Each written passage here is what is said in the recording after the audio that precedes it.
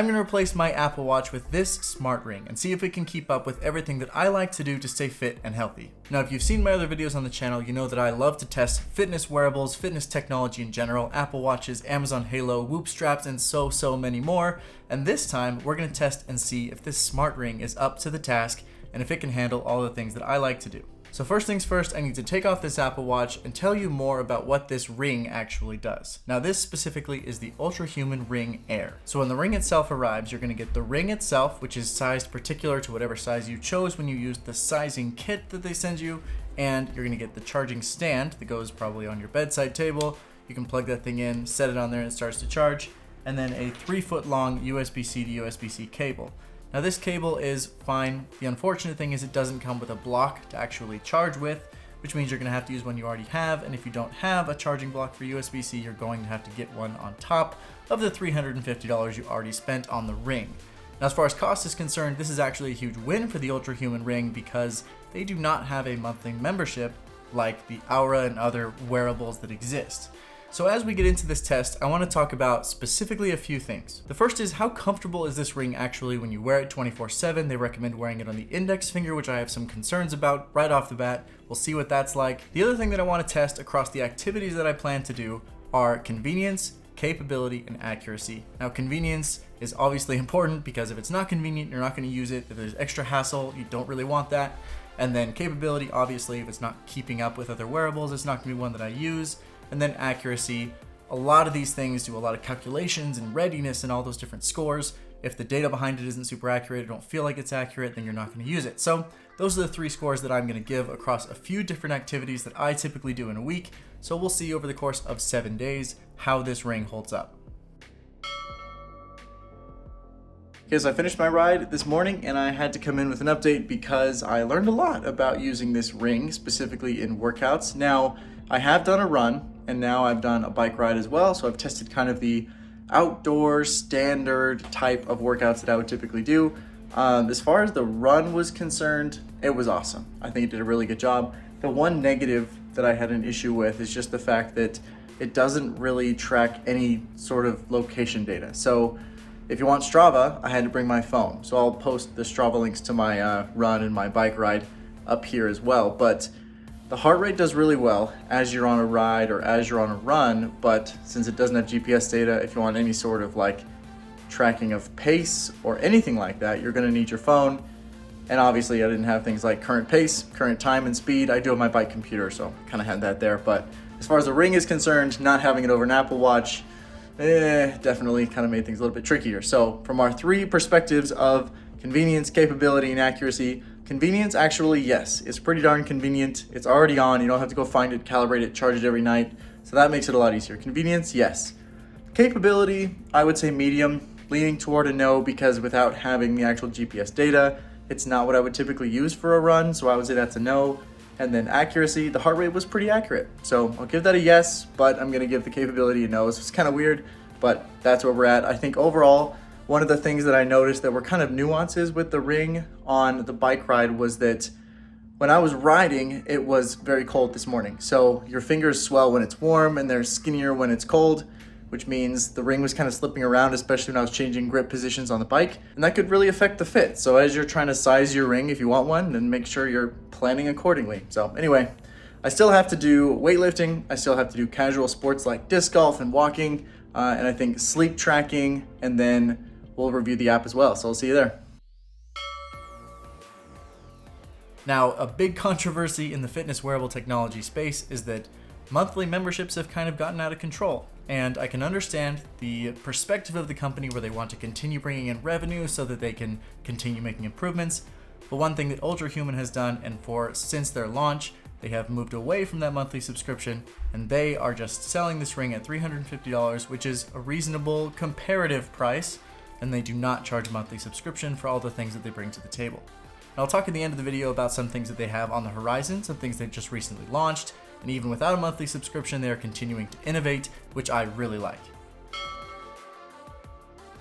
Back from the gym, and unfortunately, this is going to be a pretty short section because weightlifting is just not a use case for any sort of ring wearable. The ring is obviously a very hard titanium, so against a barbell, against a dumbbell, pull-ups, anything like that, you're gonna get significant rub. It affects your grip, and not to mention, I have quite a few scratches on this from attempting it. So I would say, as far as our convenience, capability, and accuracy metrics go, it's pretty obvious that it's gonna score basically 0 in all of those. The only slight benefit that I can see is the fact that it is very small and very light. So if you are wearing it and you go to the gym, you can just take it off, put it in your pocket, and you don't even notice it. Whereas a watch, you'd be a little bit more worried about scratching the face or the weight of it. But even running, doing anything like that at the gym, on the treadmill, anything like that, you can throw it in your pocket and it's no big deal. So that's kind of nice. But obviously capability, 0. You just can't be putting it on, taking it off while you're working out. So honestly, I would say from a weightlifting perspective, it's something that you do a lot. The Ultrahuman Ring Air, or any ring wearable in general, is not going to be your best bet. It's not something that's going to really help you in that type of activity tracking, so keep that in mind. But let's continue our test. Well, if any of you watching were thinking that this is going to be an entirely negative review, you'd be completely wrong, because now we're going to talk about some of the things the Ultrahuman Ring Air does exceptionally well. And one of those is sleep tracking. Now, we had to wait for a couple of days for it to configure itself, or calibrate, or whatever they need to do. Now that those couple of days have passed, you can see a lot of cool stats on your sleep. Now you have the basic stuff that you would expect from basically any wearable that can track your heart rate, like when you're in deep sleep, REM sleep. And if you want to see a little bit more detail on how accurate it is through those sleep stages, I always recommend the Quantified Scientist channel. He's got all the data there and it's super awesome to watch. So it's, spoiler alert I guess for that video, but it's a little bit on the higher end. It's not perfect, but it's kind of in that higher quartile section of trackers. But really does a pretty good job, especially for something that's so small and so convenient. I will say the biggest negative to sleep tracking in this wearable in general is having it on my ring finger. I did not realize how many times I would scratch my face with it.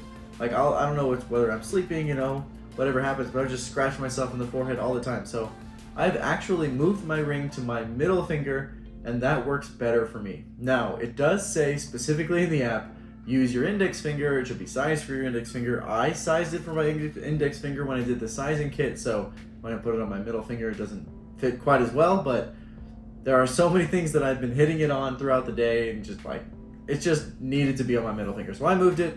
I don't know if that's relevant to anyone else who wants to change things up, but that's what happened to me during my test. I had to move it to the middle finger, and it's working better for me already. I'm still talking about sleep, but about fit really quick is that it spins around a lot, and I'm one that just likes to play with my rings, so I'll move it around.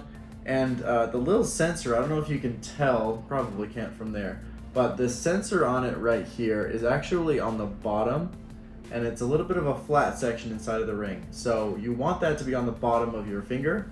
That spins around all the time. That's never going to stay on the bottom of my finger ever.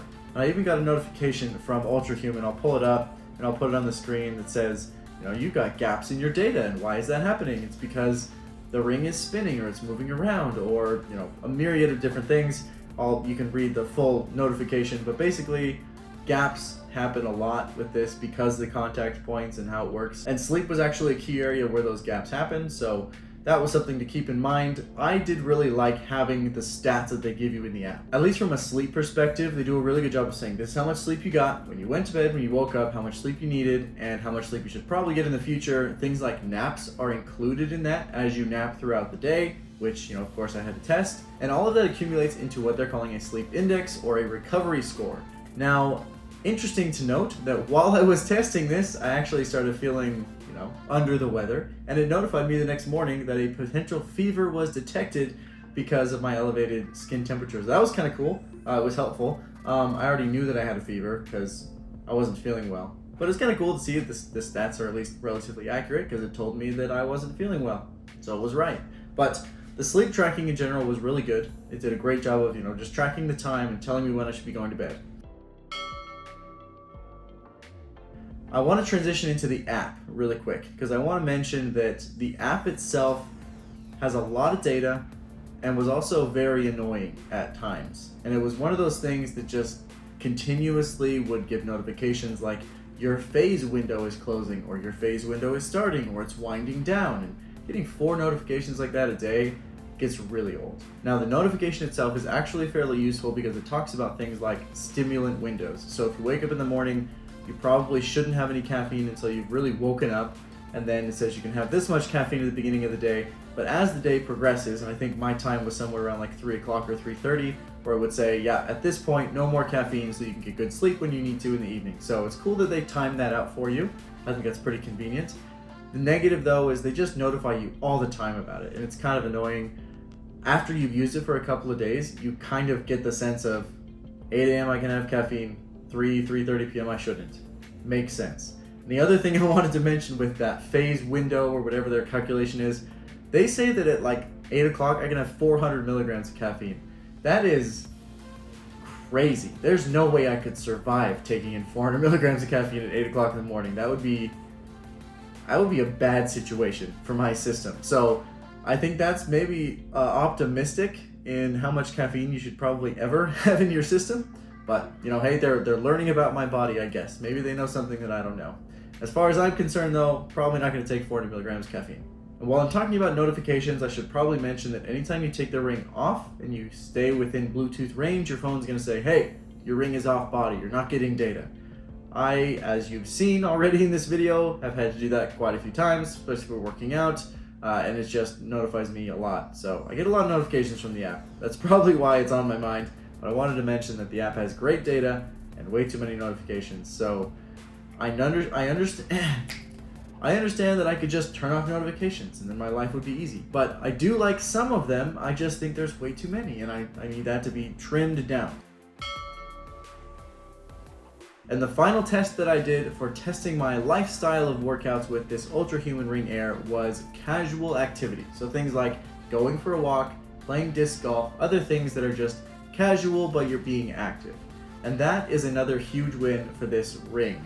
Now, when I go and play disc golf, sometimes I'll start a workout on my Apple Watch or start map tracking on my phone in some other way. But with the ring, you just don't worry about it. Similar to a Whoop, where it's going to track all that activity for you, it will just track your heart rate, track your strain, and it will deal with that all in the background. You don't have to worry about anything, which is really convenient. So I would say from a convenience, capability, and accuracy standpoint, convenience, 100%. Even if, disc golf, you're throwing with your right hand, you can just swap the ring over to your other hand and it's no big deal. It's super easy.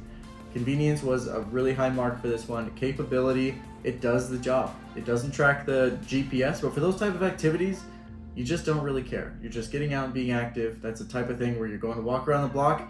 I'm probably not going to post that to Strava anyway, so it doesn't really matter. And then I will say that from an accuracy perspective, the heart rate when I did track it with something else was fairly accurate, so I didn't have any complaints there. I'm not the quantified scientist, so I can't tell you exactly the difference in heart rate. I haven't mapped that out, but it felt fairly accurate to me, and as far as averages and seeing that strain on a graph, it looked very similar, especially for a casual activity like that. Also, from all these activities that I've done so far, I've gotten a VO2 max score. I think mine is 53 or 54. I'll put it up on the screen. It's pretty cool, and honestly, it said my fitness age is something like 26, which is younger than I am, which means that's a good thing. So I'm not as old as I might look and feel most of the time. But I will say it has a lot of great data. So overall, from the app, from casual workouts and sports, I'm going to do a final review just after this, but I want to say that the technology that they've built and the updates that they're continuing to provide to the ring are a really, really good sign for the company, and it means that they're really invested in making sure that even though it's a small little ring with a small little sensor, they're putting a ton of firepower behind it to try and make sure that they're bringing the most insight that they can from all of the data that they can collect. So those are 3 huge wins for this ring. I know we've had some complaints, some difficulties, and some wins, so I'm excited to go into the final review. And if you have any thoughts, anything you think I missed, any tests that you think I missed, let me know in the comment section. More than happy to answer any questions you might have about my experience or the ring in general. So go ahead and leave those in that comment section. And while you're down there, don't forget to like this video if it's brought any value to you or it was kind of fun. And let's dive into our final review of the Ultrahuman Ring. Okay, and I mentioned at the beginning of the video that we are going to talk a little bit about what they have on the horizon. And actually, just recently, they announced this thing called Power Plugs, which is allowing developers and some third-party developers to integrate on top of this fitness data, this wealth of fitness data they already have, and create some extensions to the calculations and other things like that. I think they talked about AFib and a bunch of other things. I'll put them on the screen. I'll put the email launch up, but you can see that they're continuing to hopefully allow people to expand upon what already exists and maybe do some cool things with that. We haven't seen what that would look like in the future. It literally just got launched, but I do think it's cool to see that they're innovating and doing so without a monthly subscription. actually means a lot and is pretty cool. If any super awesome things come out of this power plug technology, I will definitely be making a subsequent video on it, so don't forget to subscribe to the channel so you see that, because it will be pretty cool. I think there's some awesome opportunity there. Okay, so it is time for my final thoughts on the Ultrahuman Ring Air. Now, you've seen my opinion across multiple activities, some of the technology that they have, the way that they do things different to a lot of other wearables and even different from other rings. But personally, I want to divide this final thoughts into two different camps. So camp one, if you're like me, you're training for something, you're a huge fan of intense workouts, you're probably working out in some form another 5 or 6 times a week, maybe even 7, but your goal is to intensely work out, do everything that you can to keep your body in peak physical condition, maybe a little bit more advanced than me. And then camp 2 is very leisurely. You just want to be a little bit more healthy, a little bit more fit, and maybe have more insights into how your body is performing throughout your normal day. You're not training for a marathon or an ultra marathon, but you just want to be a little bit more healthy. So for the camp 1, folks, I actually do not recommend the Ultrahuman Ring Air. And the reason for that is there are a lot of gaps that you probably saw with running and especially weightlifting and other things that are going to just interfere with the accuracy of the ring, but also some activities that you can't use the ring for at all. And if that's the case, you're not going to get the readings that you want. You're going to have to be switching it up, probably have to have a watch or some other fitness tracker that you can use while you're working out, maybe a Whoop, something similar. So it just doesn't match that convenience factor that they're really looking for. And for that reason, I don't recommend it if you are in camp 1. Now on the flip side, if you're on camp 2 and you're just looking to be a little bit more healthy, maybe you're someone that doesn't like wearing a fitness wearable on your wrist like a watch. Maybe you don't like all the other options that exist out there. The ring is actually very comfortable and very convenient. If you don't need for things like weightlifting, you don't worry about like the GPS factor. You don't have to be able to sync your runs to Strava every single time like I really like to do. Maybe that's your specific situation. And if that's the case and you're in camp 2, I would say absolutely I recommend the Ultrahuman Ring Air. And for those people, not having a monthly subscription is a big win. And I think they are on the right track with that.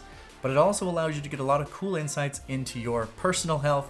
You can turn off notifications if they're annoying. I mentioned that earlier in the video, but a lot of those things really do help you get insights that you might not have had otherwise, especially if you're not interested in the majority of the wearables on the market. So if that's you and you're in camp 2, please take a look at the Ultrahuman Ring Air. I have links to it in the description below. Let me know if you already have it, what your thoughts are, if I missed anything in this video. Again, this is my personal opinion, my personal test of this ring to see if it would work for me in my life. And as a final result, my personal opinion, I will probably not be continuing to use the Ring Air for anything other than potentially sleep. If I have to compare it a little bit to my Whoop to see which one I want to start using for sleep tracking, because my Apple Watch just can't handle the battery life. So I'm on the fence, but the best case scenario would be me using it for sleep. I won't be using it for the majority of my fitness tracking. So anyway, if you like this video, if it brought any value or entertainment factor to you, please don't forget to like it down below. It's super helpful and really helps the channel. And if you like this type of content and want to see other things that I review in the future, don't forget to subscribe to the channel. Really exciting for the future and what it holds, and I will see you in the next video.